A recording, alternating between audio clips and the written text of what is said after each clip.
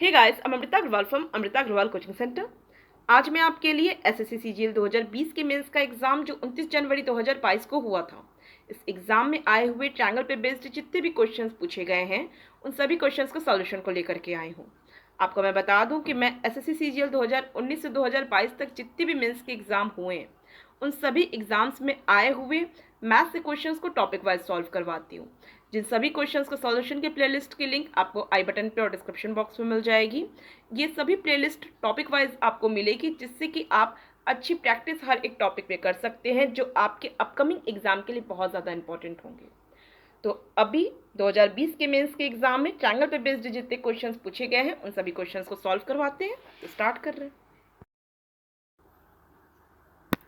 Question है, in triangle ABC M is the midpoint of the side AB.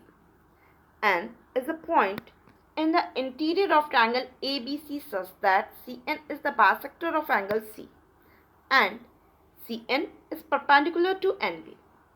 What is the length of MN if BC equal to 10 cm and AC equal to 15 cm? Question आपसे कह रहा है कि एक triangle ABC है जिसकी AB side का mid point है पॉइंट M और ट्रायंगल ABC के अंदर एंड पॉइंट कुछ इस प्रकार है कि CN एंगल बायसेक्टर है एंगल C का। मीन्स यहाँ आपको ये एंगल इक्वल मिल रहा है इस एंगल के।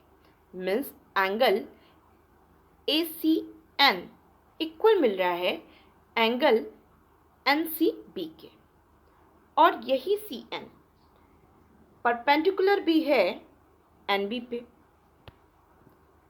तो आपको बताना है कि MN की लेंथ क्या होगी, जबकि आपको BC की लेंथ 10 सेंटीमीटर दिया है और AC की लेंथ दिया हुआ है 15 सेंटीमीटर। तो देखिए, आप सब लोग जानते होंगे कि जब भी आप कोई ट्रायंगल लेते हैं जिसमें कि जब आप इस एंगल का एंगल बायसेक्टर लेंगे, मीन्स इस एंगल को दो इक्वल भाग में बांट दे, ऐसा एंगल बायसेक्टर ये लेंगे जो कि सामने वाले साइड पे परपेंडिकुलर भी हो।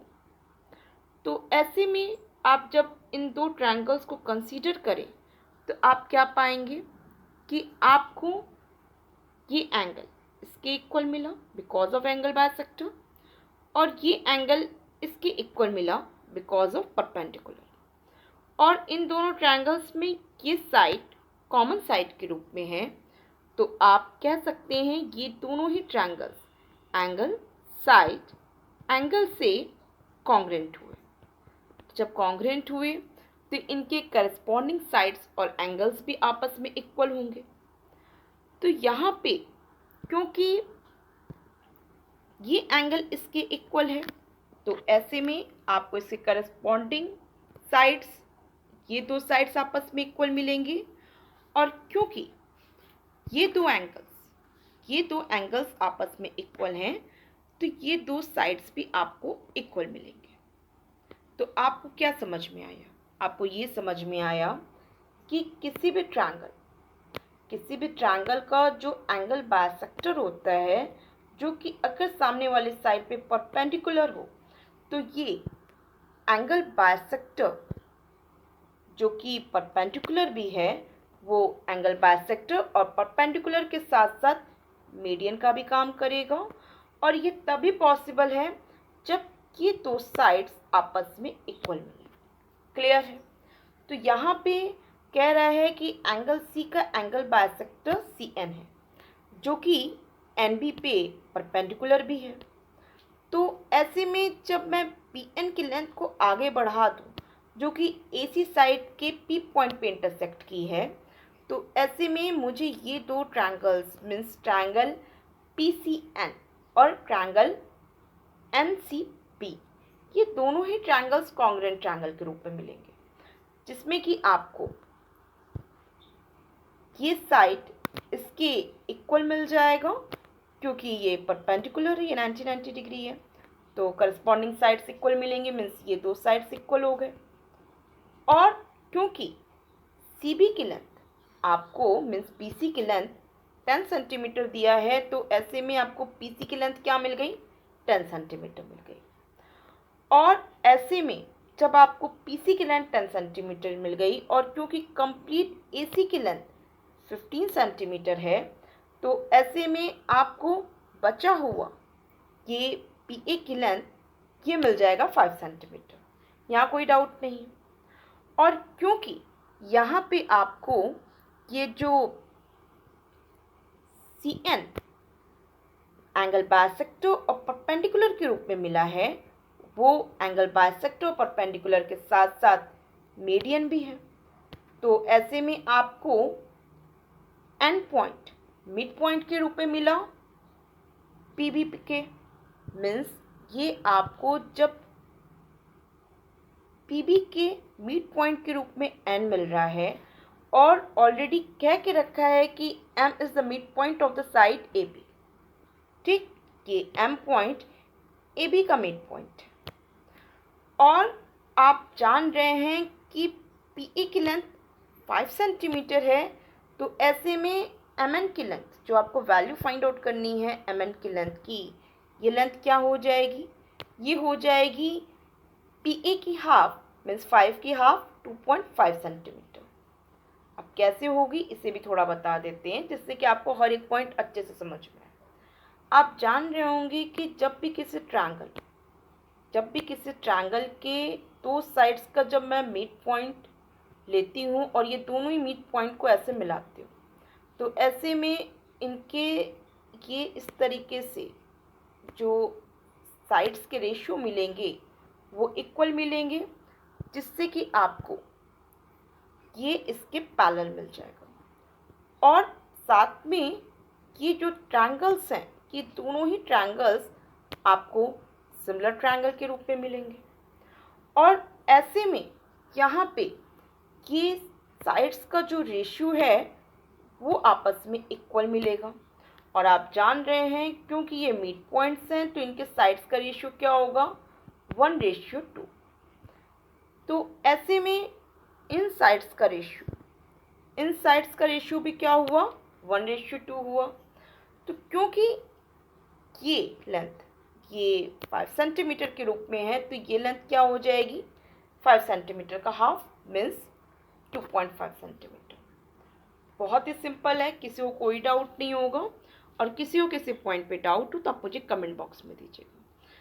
जैसे कि आप सब लोग क्वेश्चन में अभी पूरा एक्सप्लेनेशन के साथ सारी चीज़ें समझे, लेकिन एग्ज़ाम टाइम में जब आपको अच्छी प्रैक्टिस होगी इस टाइप के क्वेश्चंस को सॉल्व करने की, क्योंकि ऐसे क्वेश्चंस बहुत ज़्यादा पूछे जाते हैं, तो जब आपसे बोला कि ये एंगल बाइसेक्टर एंगल सी का जो कि एन बी पे परपेंडिकुलर है, तो जस्ट इतने से ही आपको समझ में आ जाएगा कि यहाँ पी सी इक्वल होगा, इस लेंथ को आगे बढ़ाएं तो ये पी सी के, जिससे कि आपको बची हुई लेंथ 5 सेंटीमीटर के इक्वल मिल जाएगी। और क्योंकि ये तभी पॉसिबल है, किसी ट्रायंगल का एंगल बाइसेक्टर परपेंडिकुलर तभी हो सकता है जब आपको ये दो साइड्स तो इक्वल मिले ही और साथ में ये एंगल बाइसेक्टर जो कि परपेंडिकुलर है ये मीडियन का भी काम करे।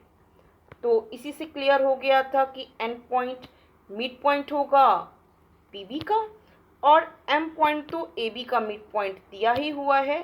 तो ऐसे में ये एम एन की लेंथ ये पी ए की हाफ होगी जो कि 2.5 सेंटीमीटर के इक्वल होगा। बहुत ही सिंपल है, कोई डाउट नहीं हो रहा है। अब मैं नेक्स्ट क्वेश्चन पे चलती हूँ।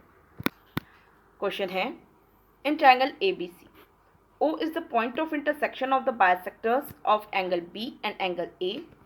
If angle BOC equal to 108 degree, then angle BAO is equal to what? Question आपसे कह रहा है कि ट्रायंगल ABC में एंगल B का एंगल बाइसेक्टर और एंगल C का एंगल बाइसेक्टर एक दूसरे को O पॉइंट पे इंटरसेक्ट करते हैं, जिसमें कि एंगल BOC आपको 108 डिग्री का मिलता है। आपको बताना है कि एंगल BAO मीन्स ये एंगल कितने डिग्री का होगा। तो आप सबको पता होगा कि किसी भी टाइप का आप ट्रायंगल लें और अगर आप ये दो एंगल्स के एंगल बाइसेक्टर के इंटरसेक्शन पॉइंट को देखेंगे तो ये जो इंटरसेक्शन पॉइंट आपको मिला है दो एंगल्स के एंगल बाइसेक्टर से, ये इंटरसेक्शन पॉइंट इस ट्रायंगल के इनर सर्कल का सेंटर होता है। और जैसा कि आप सब लोग जानते होंगे कि किसी भी ट्रायंगल में सिर्फ एक ही इनर सर्कल बनाया जा सकता है, एक से ज़्यादा तो बनाया नहीं जा सकता है।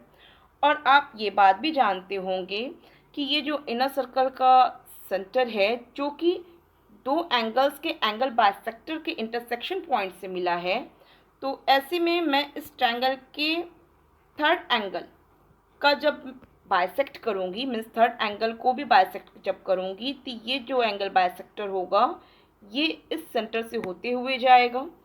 इसका मतलब क्या हुआ कि यहाँ पे आपको जो ये एंगल मिलेगा, एंगल BAO जो आपको एंगल बताना है, ये एंगल इस कंप्लीट एंगल A का क्या होगा, हाफ होगा। यहाँ तक किसी को कोई डाउट नहीं है। तो बस जब आपको ये बात पता है कि angle BAO half of angle BAC है, तो बस आप सब लोग ये फॉर्मूला जानते हैं कि जब भी किसी ट्रायंगल के दो एंगल्स के एंगल बाइसेक्टर के इंटरसेक्शन पॉइंट में यहाँ जो एंगल बनता है, जैसे कि 108 डिग्री जो शो कर रहा है, ये एंगल अपने आप में यहाँ पे बनने वाले एंगल मीन्स एंगल A का हाफ प्लस 90 डिग्री के इक्वल होता है। और इस फॉर्मूले की प्रूविंग मैंने आपको ऑलरेडी ट्रायंगल के सीरीज़ में दिया हुआ है, जिसकी लिंक मैं आपको आई बटन पे और डिस्क्रिप्शन बॉक्स में शो कर दूंगी। और रही बात आपको एंगल BAO, ये जो एंगल फाइंड आउट करना है, इस एंगल को फाइंड आउट करने के लिए बस आपको एंगल A/2 की वैल्यू चाहिए। तो आप क्या करेंगे, आप सीधे 108 डिग्री में 90 डिग्री माइनस कर देंगे, आपको मिल जाएगी वैल्यू 18, जो कि थर्ड ऑप्शन के रूप में आपको दिया हुआ है। कितना सिंपल क्वेश्चन है, जस्ट क्वेश्चन पढ़ के आप ओरल इसकी वैल्यू निकाल सकते हैं। और आप लोगों को सारे पॉइंट्स क्लियर समझ में भी आ गए हैं। और ये बहुत ही बेसिक पॉइंट है, इस पे बेस्ड बहुत ज़्यादा क्वेश्चन पूछे जाते हैं। और अभी मैं नेक्स्ट क्वेश्चन जो आपको बताऊंगी जो इस पे बेस्ड ही आपको मिलेगा। अब मैं नेक्स्ट क्वेश्चन पे चल रही हूँ। क्वेश्चन है, in triangle ABC angle A equal to 66 degree and angle B equal to 50 degree, if the bisectors of angle B and angle C meet at P, then angle BPC minus angle PCA is equal to what? Question आपसे कह रहा है कि triangle ABC में angle A 66 degree का है, angle B 50 degree का है। तो अगर एंगल B और एंगल C का एंगल बाइसेक्टर्स एक दूसरे को P पॉइंट पे मीट करें, तो बताइए कि एंगल BPC, ये एंगल माइनस एंगल PCA क्या होगा। मीन्स आपको ये एंगल BPC में से माइनस करना है एंगल PCA। जैसा कि आप सब लोग जान रहे हैं, एंगल PCA अपने आप में एंगल C का हाफ होगा, क्योंकि एंगल C का एंगल बाइसेक्टर ही है PC। तो ऐसे में आप जानते हैं जब ट्रायंगल के ये दो एंगल्स 66 डिग्री 50 डिग्री के हैं, तो ऐसे में एंगल C आपको मिलेगा 64 डिग्री का, क्योंकि किसी भी ट्रायंगल के तीनों एंगल्स का सम तो 180 डिग्री होता है। तो जब एंगल A और angle B 66 degree and 50 degree, then angle C 64 degree का हो गया। और 64 डिग्री का हाफ मीन्स एंगल PCA, ये अपने आप में हो गया 32 डिग्री का। ठीक, इसकी वैल्यू तो 32 डिग्री हो गई। अब आपको ये एंगल फाइंड आउट करना है, एंगल BPC। तो एंगल BPC के बारे में भी आप सब जानते हैं कि किसी भी ट्रायंगल के दो एंगल के एंगल बाइसेक्टर के इंटरसेक्शन पॉइंट से ये जो एंगल मिलेगा, ये angle half of angle A means 66 degree का half means 33 degree plus 90 degree के इक्वल होगा। ठीक है, तो ये एंगल तो आपको 33 डिग्री प्लस 90 डिग्री मिला। एंगल PCA आपको 32 डिग्री का मिला और फाइनल आपको जो वैल्यू मिलेगी angle BPC minus angle PCA की वो होगी 91 डिग्री, जो कि आपको सेकंड ऑप्शन में यहाँ दिया हुआ। बहुत ही सिंपल क्वेश्चन है और मैं समझती हूँ कि आपको अच्छे से हर एक पॉइंट क्लियर समझ में आया। किसी पॉइंट पे डाउट हो तो आप मुझे कमेंट बॉक्स में दीजिएगा। अब मैं नेक्स्ट क्वेश्चन पे चल रही हूँ। क्वेश्चन है, G is the centroid of triangle ABC whose sides AB equal to 35 cm, BC equal to 12 cm and AC equal to 37 cm. The length of BG is correct to one decimal place. Question आपसे कह रहा है कि triangle ABC में side AB 35 centimetre, side BC 12 centimetre और side AC 37 centimetre का है। तो इस स्टेटमेंट को देख के ही आप समझ गए होंगे कि ये जो ट्रायंगल ABC है ये राइट एंगल ट्रायंगल ही पॉसिबल है, क्योंकि 35 सेंटीमीटर, 12 सेंटीमीटर, 37 सेंटीमीटर ट्रायंगल के जो साइड्स आपको दिए हैं ये राइट एंगल ट्रायंगल में ही पॉसिबल है। आप सभी ने पाइथागोरियन ट्रिपलेट्स लर्न करके रखा है। तो ऐसे में आपको ये जो साइड AC 37 सेंटीमीटर दिया है जो इस ट्रायंगल की सबसे बड़ी साइड है, ये इस राइट एंगल ट्रायंगल का हाइपोटेनस हो सकती है। तो इसका मतलब इस राइट एंगल ट्रायंगल का जो 90 डिग्री का एंगल है ये एंगल B होगा। क्लियर है? आपसे कह रहा है कि ये G पॉइंट जो है ये इस ट्रायंगल का सेंट्रॉइड है और आप सभी जानते हैं जो ट्रायंगल का सेंट्रॉइड होता है ये ट्रायंगल के मीडियंस का इंटरसेक्शन पॉइंट होता है और ये ट्रायंगल के मीडियंस को 2:1 के भाग में बांट देता है। तो ऐसे में ये जो G पॉइंट आपको दिया है सेंट्रॉइड के रूप में, ये मीडियन BD के यहाँ पे पॉइंट बनेगा, जो कि ये जो लेंथ मिलेगी आपको BG ये 2 में होगी और GD ये 1 में होगी। मीन्स आपसे जो कह रहा है ना कि BG की लेंथ फाइंड आउट करिए, तो ये BG की लेंथ फाइंड आउट करने के लिए आप क्या करेंगे, आप सीधे करेंगे 2/3 ऑफ BD करेंगे। अब ये पूरा कंप्लीट BD की लेंथ कैसे निकलेगी? अब ये कंप्लीट BD की लेंथ आप जान रहे हैं कि किसी भी राइट एंगल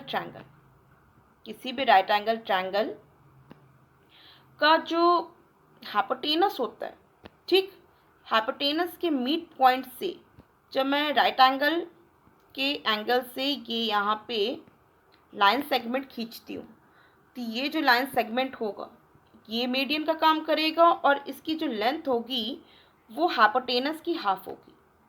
इसके पीछे का रीज़न ये होता है कि आप जब इस राइट एंगल ट्रायंगल का सर्कम सर्कल ड्रॉ करते हैं तो ये सर्कम सर्कल का जो यहाँ पे ये एंगल 90 डिग्री का मिल रहा है ये तभी पॉसिबल है, इस सर्कम सर्कल का यहाँ पे 90 डिग्री का एंगल ये तभी पॉसिबल है जब इन दो पॉइंट्स सेंटर पे 180 डिग्री का एंगल बना है। तो इसका मतलब क्या हुआ? इसका मतलब ये हुआ कि ये जो राइट एंगल ट्रायंगल का हाइपोटेनस है, ये जो राइट एंगल ट्रायंगल का हाइपोटेनस है ये अपने आप में सर्कल का डायमीटर होगा और आप सभी जानते हैं सर्कल का डायमीटर जो कि आपको रेडियस का डबल मिलता है। तो ऐसे में ये आपको ये तीनों ही लेंथ रेडियस के रूप में मिलेगी जो सब आपस में इक्वल होगी और ऐसे में आपको 90 डिग्री से इस सेंटर के जो लेंथ मिलेगी जो कि इस सर्कम सर्कल का रेडियस है जो कि इस राइट एंगल ट्रायंगल के हाइपोटेनस का हाफ मिलेगा। क्लियर है? कोई डाउट नहीं है। तो ऐसे में आपको ये जो BD की लेंथ है ये क्या मिली? ये मिली AC का हाफ। तो अब इसके लिए क्या कर सकते हैं? इसके लिए कर सकते हैं 2/3 ऑफ 1/2 ऑफ AC, जिसको मैं एकदम मतलब सॉल्यूशन करने के लिए लिखूं तो मैं क्या लिखूंगी, 2/3 इंटू ऑफ, जान ही रहे ऑफ का मतलब इंटू होता है, 1/2 इंटू AC का मैं डायरेक्ट वैल्यू लिखती हूँ जो कि 37। ठीक, 2 से 2 कटा, 37/3 करेंगे, मुझे क्या मिल जाएगा 12.3, जो कि फोर्थ ऑप्शन के रूप में आपको दिया हुआ। बहुत ही सिंपल था। आप सबको हर एक पॉइंट क्लियर समझ में आया है। BG की लेंथ आप इजीली निकाल पा रहे हैं, और किसी को कोई पॉइंट में डाउट लग रहा है तो आप मुझे कमेंट बॉक्स में दीजिएगा। क्वेश्चन है, a circle is inscribed in a triangle PQR touching the sides QR, PR and PQ at the points S, U and T respectively. PQ equal to QR plus 5 centimeter, PQ equal to PR plus 2 centimeter. If the perimeter of triangle PQR equal to 32 centimeter, then PR is equal to। Question आपसे कह रहा है कि एक circle है जो triangle PQR के अंदर यहाँ पे इंस्क्राइब्ड है।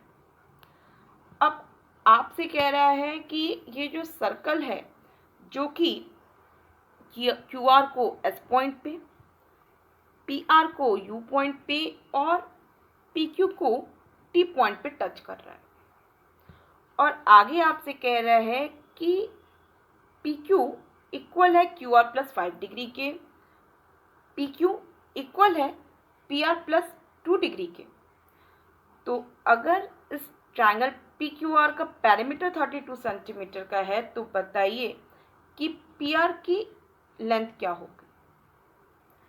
मतलब क्वेश्चन में यहाँ पे इस इनर सर्कल का कोई मतलब ही नहीं है कि इनर सर्कल ये है इस ट्रायंगल के अंदर जो कि आपको S, U and T point पे टच कर रहा है साइड्स में, तो उसका कोई मतलब नहीं है। क्योंकि जब PQ इक्वल टू बोल दिया, जब आपसे कह दिया है कि PQ इक्वल टू है QR प्लस 5 के, और आपसे आगे बोला है कि PQ इक्वल है PR प्लस 2 डिग्री के, ठीक है, और आपको इस ट्रायंगल के पेरीमीटर भी दे दिया 32 सेंटीमीटर का, और आपको PR की लेंथ मीन्स इस ट्रायंगल की एक साइड, ये जो PR है इसकी लेंथ बतानी है।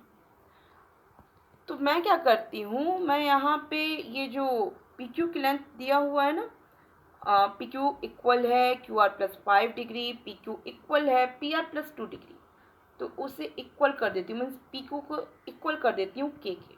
अपनी तरफ से मैंने K ले लिया, तो मान लेते हैं कि PQ K के इक्वल है।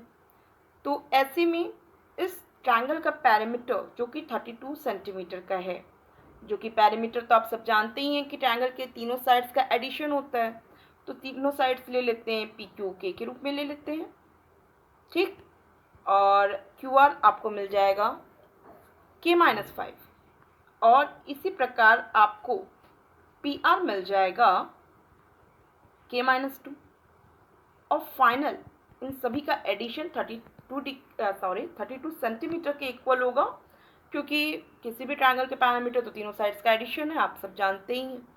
अब यहाँ पे आपको 3K इक्वल मिल जाएगा 32 प्लस 7, जो कि अपने आप में होगा 39, जिससे K की वैल्यू आपको क्या मिली, आपको मिली 13, ठीक, और ये 13 अपने आप में PQ के इक्वल है, मीन्स K की वैल्यू आपको 13 मिली जो कि PQ की लेंथ है, लेकिन आपको बतानी है PR की लेंथ, और PR की लेंथ के लिए आप सब जान ही रहे हैं कि ये जो PR की लेंथ है ये क्या होगा, K-2 मीन्स 13 - 2, 13 में 2 को माइनस करेंगे, ठीक, तो PR आपको मिल जाएगा 13 - 2 मीन्स 11, जो कि आपको यहाँ लास्ट ऑप्शन में दिया हुआ है। बहुत ही सिंपल क्वेश्चन है, और मैं उम्मीद कर रही हूँ कि आपको हर एक पॉइंट अच्छे से समझ में आया है, आपको ये स्टेटमेंट इग्नोर करने का मतलब भी समझ में आ रहा है।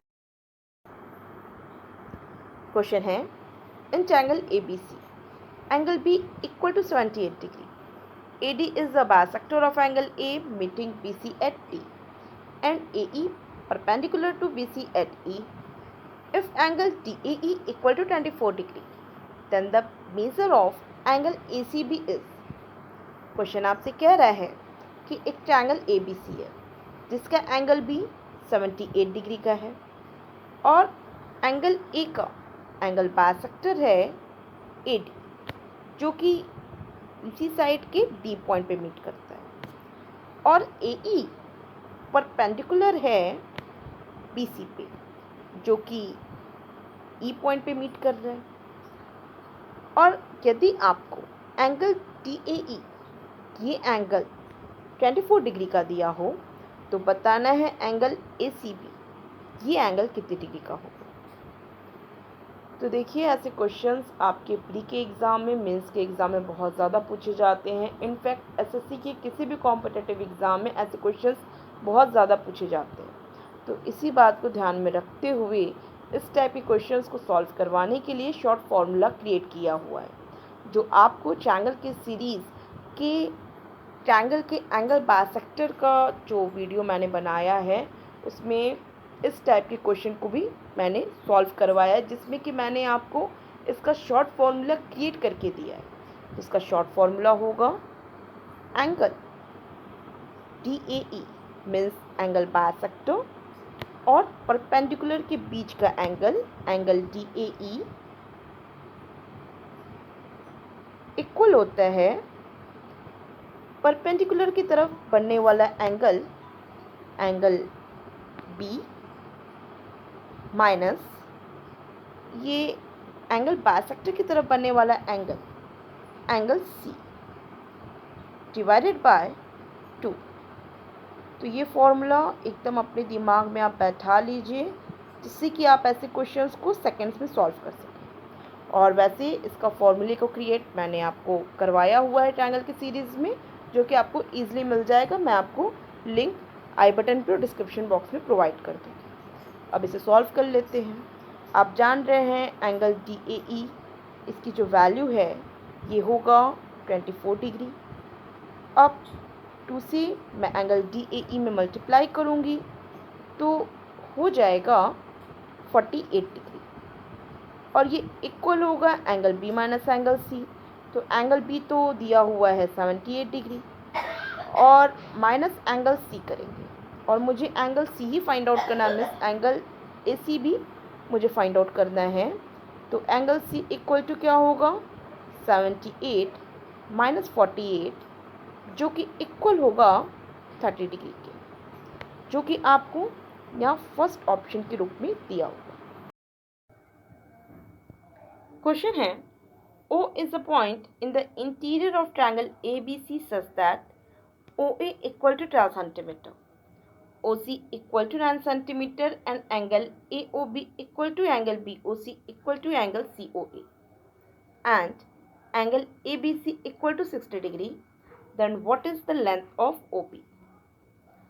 क्वेश्चन आपसे कह रहा है कि एक ट्रायंगल ABC है जिसके अंदर एक पॉइंट O इस प्रकार है कि OA इक्वल है 12 सेंटीमीटर और OC इक्वल है 9 सेंटीमीटर के, और आगे आपसे कह रहा है कि एंगल AOB इक्वल है एंगल BOC के, जो कि इक्वल है एंगल COA के, और आगे आपसे कह रहा है कि एंगल ABC, ये एंगल ABC मीन्स ये एंगल इक्वल है 60 डिग्री का। तो बताना है OB की लेंथ क्या होगी। आपको OB की लेंथ, ये लेंथ बताना है क्या होगी। देखिए, यहाँ क्वेश्चन में जब आपको OA की लेंथ मीन्स आपको यहाँ पे ये लेंथ दिया हुआ है, OC की लेंथ दिया हुआ है, और कह रहा है कि ये तीनों ही एंगल्स आपस में इक्वल हैं। मीन्स आप जान रहे हैं किसी भी पॉइंट में चारों तरफ तो एंगल 360 डिग्री के बनते हैं, और ऐसे में आपको ये तीनों एंगल्स इक्वल मिल रहे हैं, तो ऑफकोर्स ये एंगल्स 120 डिग्री के ही होंगे। तो यहाँ पे आपको ये दो साइड्स की लेंथ दे के रखा है, साथ में कि सभी एंगल्स 120 डिग्री के बन दिया हुआ है, और आगे आपसे कह रहा है कि एंगल बी 60 डिग्री का है, तो बताना है कि ओबी की लेंथ क्या होगी। अब आप जरा ध्यान दें इन दोनों ट्रायंगल्स में, तो आप क्या देख रहे हैं कि आपको इन दोनों ही ट्रायंगल्स में ये दो एंगल्स 120 डिग्री के मिल रहे हैं, मीन्स इक्वल मिल रहे हैं। और अगर मैं यहाँ पे ये जो एंगल भी 60 डिग्री का दिया है, इसमें से ये एंगल को थीटा मान लेती हूँ, तो ऐसे में ये बचा हुआ एंगल अपने आप हो जाएगा 60 माइनस थीटा डिग्री। अब इसे करने के पीछे पर्पज़ ये है कि जब मैंने इस एंगल को थीटा माना था, और ये ऑलरेडी 120 डिग्री का एंगल रहा, तो ये बचा हुआ एंगल तो 60 माइनस थीटा ही मिला। और फिर जब यहाँ पे थीटा वैल्यू मानी गई है, तो ये जो वैल्यू मिली है मुझे एंगल OBC की, वो 60 माइनस थीटा मिली है। क्योंकि यहाँ पे 120 डिग्री का एंगल है, तो ये एंगल तो थीटा डिग्री का मिला। तो आप क्या देख रहे हैं? आप ये देख रहे हैं कि इन दोनों ही ट्रायंगल्स में आपको ये दोनों एंगल्स इक्वल मिल रहे हैं, और ये दोनों एंगल्स इक्वल मिल रहे हैं, और आपको ये दोनों एंगल्स इक्वल मिल रहे हैं, जिससे कि ये प्रूफ होता है कि ये दोनों ट्रायंगल्स सिमिलर ट्रायंगल है। ठीक, तो जब सिमिलर ट्रायंगल है तो इनके जो करस्पॉन्डिंग साइड्स का रेशियो होगा वो इक्वल होगा। ठीक, तो यहाँ पे आप क्या देख रहे हैं कि यहाँ पे ये थीटा एंगल के सामने ये जो साइड बन रहा है ये 12 बन रहा है। ठीक, और यहाँ पे थीटा एंगल के सामने जो साइड बन रहा है वो बन रहा है OB। ठीक, तो 12/OB इक्वल होगा ये 60 माइनस थीटा का ये एंगल देख रहे हैं, इसके सामने साइड क्या बन रहा है OB, और यहाँ 60 माइनस थीटा के सामने वाली साइड क्या बन रही है 9 मीन्स OC। तो ऐसे में आपको OB स्क्वायर क्या मिला 12 × 9 मिला, और ऐसे में OB की लेंथ निकालने के लिए आप क्या करेंगे 12 × 9 का स्क्वायर रूट करेंगे, और इसे सॉल्व करेंगे तो यहाँ पे 4 और 9 रूट के बाहर आने से 2 × 3 मीन्स 6 मिलेगा, और अंदर बचेगा 3 मीन्स 6√3 सेंटीमीटर की लेंथ आपको मिल रही है ये OB की। तो बस सिंपल है, first option is the correct option. बहुत ही सिंपल क्वेश्चन था, और ईजिली आपने सिमिलैरिटी के रूल से इसकी वैल्यू फाइंड आउट कर ली। मैंने डिटेल एक्सप्लेन किया इसलिए इतना टाइम लिया है। आप अपने लिए जब इसे सॉल्व करेंगे तो जस्ट क्वेश्चन पढ़ के आपको आइडिया लग जाएगा कि जब आपको ये दो एंगल्स क्लियर पता है, यहाँ ये दो साइड्स क्लियर पता है, और ये एक साइड फाइंड आउट करना है जिसमें कि आपको ये एंगल 60 डिग्री का दे के रखा है, जिससे कि आप ईजिली यहाँ पे जान सकते हैं कि यहाँ पे सिमिलैरिटी का रूल अप्लाई करके आप अपने रिक्वायर्ड लेंथ मीन्स OB की लेंथ फाइंड आउट कर सकते हैं। बहुत ही सिंपल है। अब नेक्स्ट क्वेश्चन पे चलते हैं। कोई डाउट होगा तो आप मुझे कमेंट बॉक्स में दीजिएगा। क्वेश्चन है in triangle LM equal to 5√2 centimeter, LN equal to 13 centimeter and angle LMN equal to 135 degree.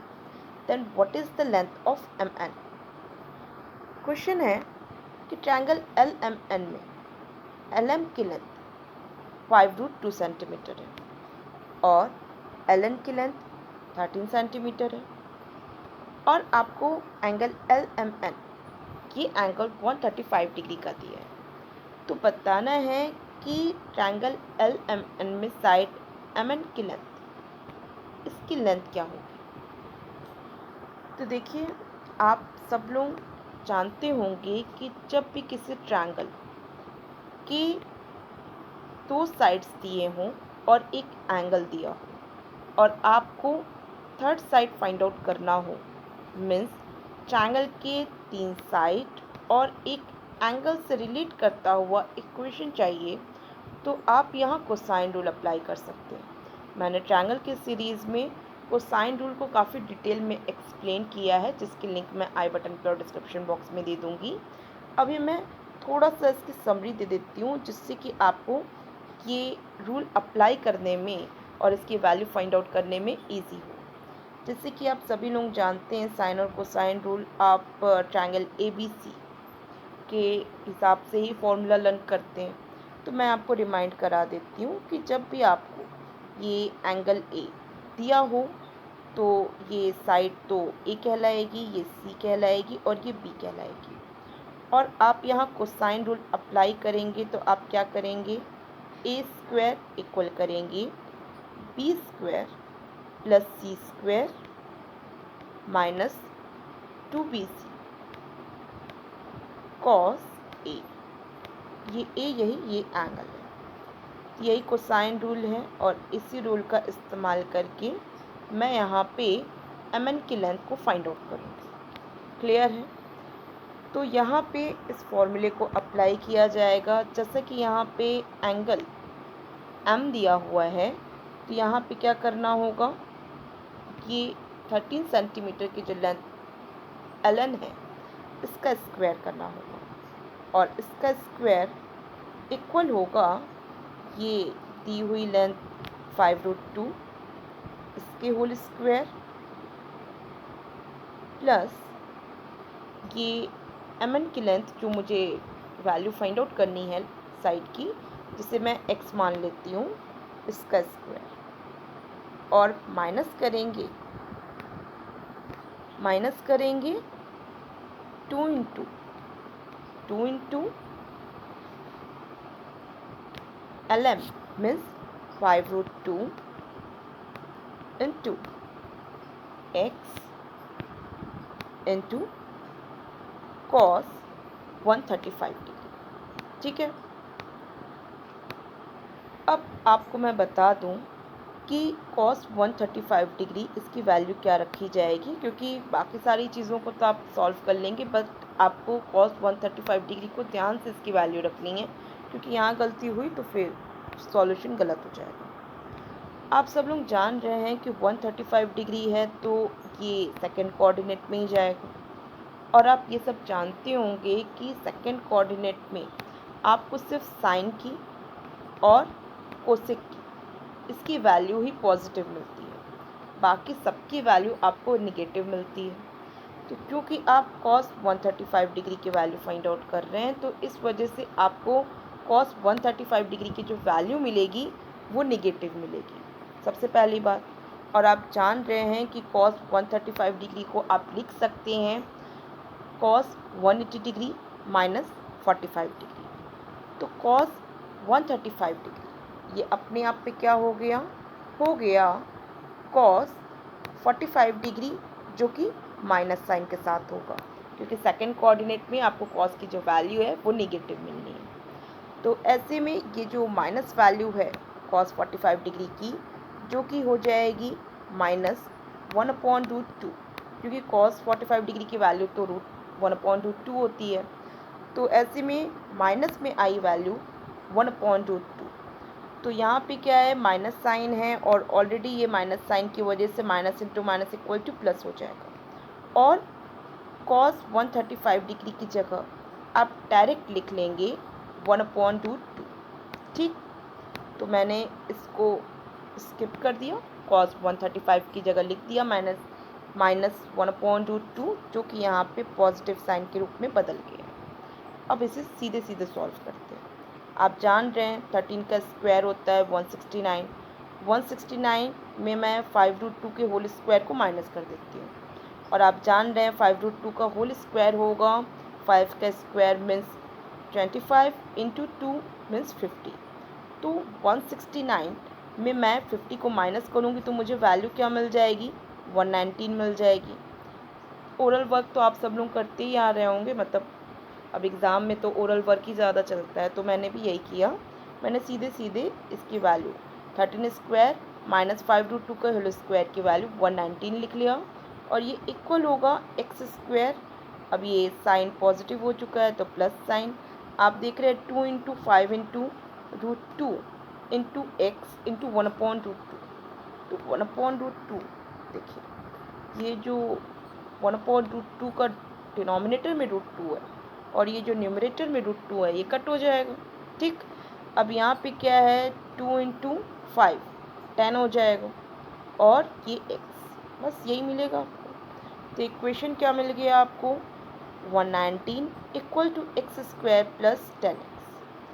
अब इसे सॉल्व करने से बेटर है कि मैं ऑप्शन से करेक्ट ऑप्शन को चेक कर लूँ। आप क्या देख रहे हैं कि यहाँ पे जो थर्ड ऑप्शन 8√2 और 7√2 दिया है x की वैल्यू, तो ये कैसे पॉसिबल है। जब मैं x की वैल्यू 8√2 या 7√2 लिखूँगी तो आंसर, मतलब इसकी जो वैल्यू फाइनल मिलेगी, मतलब ये जो RHS की वैल्यू मिलेगी वो √2 में आ जाएगी, और √2 तो LHS साइड है नहीं। तो इससे ये क्लियर होता है कि मुझे सी ऑप्शन और डी ऑप्शन को कंसीडर ही नहीं करना चाहिए। अब मुझे कंसीडर करने के लिए 7 और 8 ये दो ऑप्शंस बचा है, जिसमें कि जब मैं 7x की वैल्यू को कंसीडर करती हूँ तो 7 का स्क्वायर होता है 49, और आप जान रहे हैं 10 में 7 को मल्टीप्लाई करेंगे तो मुझे मिल जाएगा 70, और ऐड करेंगे तो मुझे 119 मिलेगा, जो कि यहाँ पे इक्वेशन को सेटिस्फाई कर रहा है। तो इसका मतलब क्या हुआ कि ये जो फर्स्ट ऑप्शन 7 है, x की वैल्यू, यही करेक्ट ऑप्शन है। तो बस हो गया, करेक्ट ऑप्शन मुझे मिल चुका है, और मैं उम्मीद कर रही हूँ कि आप सबको अच्छे से ये क्वेश्चन का सॉल्यूशन समझ में आया है, या जो मैंने कोसाइन रूल अप्लाई किया है वो भी अच्छे से समझ में आ रहा है। वैसे मैं आपको कोसाइन रूल के डिटेल एक्सप्लेनेशन की लिंक दे दूँगी, जिससे कि आपको अच्छे से सारे रूल समझ में आए, क्योंकि बहुत इंपॉर्टेंट होता है साइन रूल और कोसाइन रूल। तो मैं उम्मीद कर रही हूँ आपको ये क्वेश्चन का सॉल्यूशन अच्छे से क्लियर समझ में आए। कोई डाउट हो तो आप मुझे कमेंट बॉक्स में दीजिएगा। अब मैं नेक्स्ट क्वेश्चन पे चलूँ। क्वेश्चन है, S and T are points on the sides PQ and PR respectively of triangle PQR such that PS into PR equal to PQ into PT. If angle Q equal to 96 degree and angle PST equal to angle PRQ plus 34 degree, then angle QPR is। Question आपसे कह रहा है कि एक triangle PQR जिसके PQ side पे एक point है, पॉइंट S, और PR साइड पे एक पॉइंट है, पॉइंट T, और कुछ इस प्रकार है कि PS इंटू PR इक्वल हो रहा है PQ इंटू PT के, और एंगल Q दिया हुआ है अगर 96 डिग्री, और एंगल PST, ये एंगल इक्वल है एंगल PRQ, मीन्स ये एंगल प्लस 34 डिग्री। तो बताना है कि एंगल QPR मीन्स ये एंगल कितने डिग्री का होगा। देखिए, आप सब लोग जानते हैं कि जब ट्रायंगल के दो साइड्स पे आपको पॉइंट S और T कुछ इस प्रकार मिले कि PS into PR equal to PQ into PT, means आप इसे लिख सकते हैं PS अपॉन PQ इक्वल होगा PT अपॉन PR के। एक ही बात है, कोई अंतर नहीं है।